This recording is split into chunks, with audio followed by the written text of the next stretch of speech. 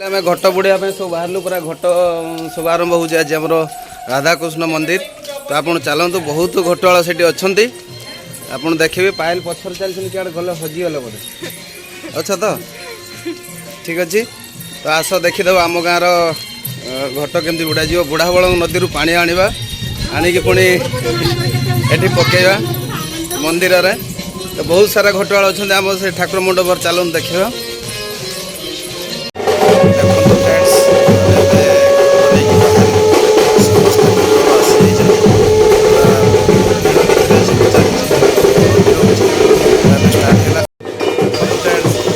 भक्त मैंने पूरा कलश धरी बुढ़ाबल नदी अभिमुखिया जाऊँच पूरा 108 घटवाल 108 घटवाल पूरा अच्छा मैंने पूरा लाइन से कितने सुंदर चली देखो बहुत लोग मैंने खरा भितर भी से व्यस्त भितर चली केमी आम नदी पाख पहुँचा सब पा धरिकी पुणी मंदिर पाखक आसवा मंदिर पाखे पहुँचले बहुत बड़ा टेंशन जो एत जोर खरा है मैंने सब निजक कष्ट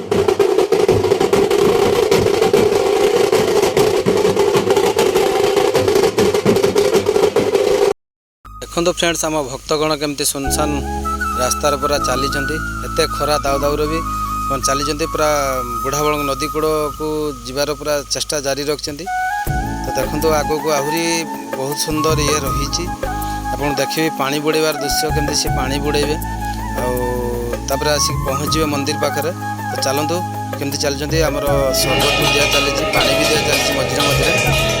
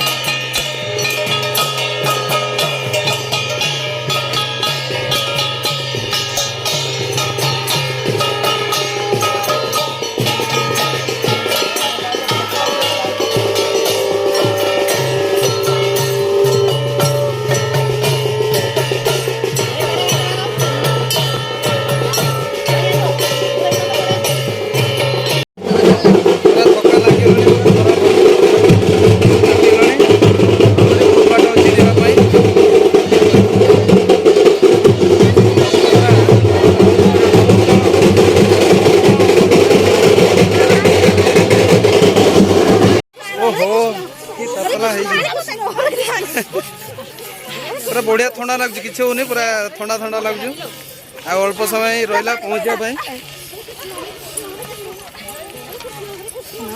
पूरी आउ केते बाट हैं ओह कि खरा फाइनाली आसिक मंदिर पाखर पहुँची गले एबे सब घट रखुंट पूरा खरारे से थईस होती छानिया मानिया कौन आम घट को उतार। तो बहुत खरा भितर जहाँ भक्त मैंने पानी नहीं बुढ़ाबल नदी पुणी मंदिर पाखक पहुँची पार्टी बहुत माने खुशीर कथा ना समस्त व्यस्त पूरा केमी घट ओल्हेबा टी थंडार बसवा देखते केमती छानिया मानिया सब होती किए ता भर पायल भी आसिक पहुँच जाती मु पायल कथा भूली जाती मुझे कड़े गले हजिगले बोधे पछर पूरा घट मुंडे आसिक पहुँच जाती।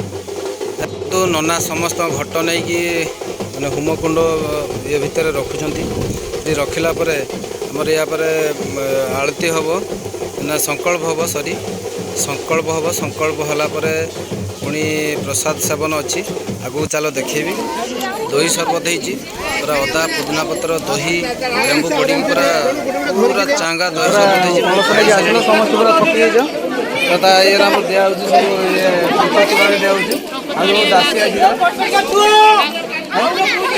खाइब सब तो मैंने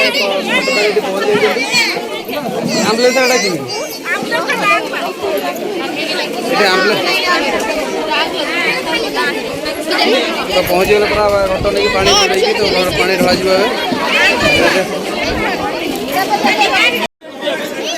आमर नना ए संकल्प आरंभ करेंगे संकल्प आरंभ कर सारापर प्रसाद सेवन करेंगे चलते पूरा घट नहीं पलि आसिले संकल्प बस तो ଏବେ ସଂକଳ୍ପ ଚାଲିଛି, ନନା ସଂକଳ୍ପ କରୁଛନ୍ତି। ତ ସମସ୍ତ ଘଟୋଳ ପୁରା ଖରାରେ ବହୁତ ବ୍ୟସ୍ତ ଭିତରେ ଆସିଛନ୍ତି। ଦେଖନ୍ତୁ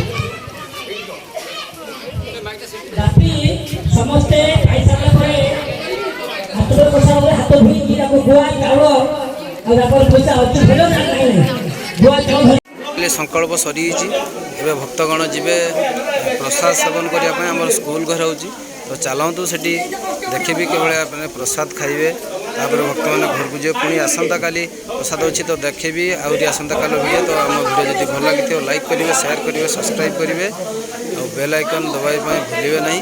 ଆମର ନୂଆ ନୂଆ ଭିଡ଼ିଓ ଆପଣ ଦେଖିବା ପାଇଁ ପଡ଼ିବ। ଜୟ ଜଗନ୍ନାଥ। ମୁଁ ରାଜେଶ ଆସୁଛି। Bye bye.